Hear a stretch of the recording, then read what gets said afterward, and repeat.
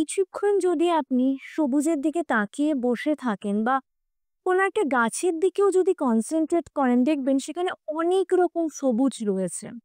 সবুজের প্রচুর ভ্যারাইটি রয়েছে যেটা আপনার মনকে শান্ত করবে। এবং দেখা গেছে রিসার্চে যে আপনি যদি নেচারে অ্যাটলিস্ট আপনার কিছুক্ষণ সময়ও স্পেন্ড করেন, তাহলে আপনার ব্লাড প্রেশার অনেকটা কমবে, আপনার সেরোটোনিন অনেকটা বাড়ে, যে সেরোটোনিন আপনার বিভিন্ন রকম বিষণ্ণতা, স্ট্রেস, অ্যাংজাইটি থেকে আপনাকে কিন্তু রিলিফ দেবে।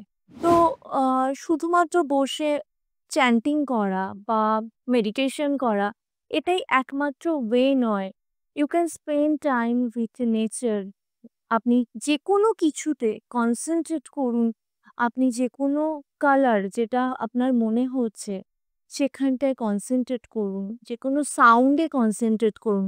ওটাও খুব বড় একটা মেডিটেশন আপনার জন্য, মনকে শান্ত করার জন্য। ভালো থাকবেন, সুস্থ থাকবেন।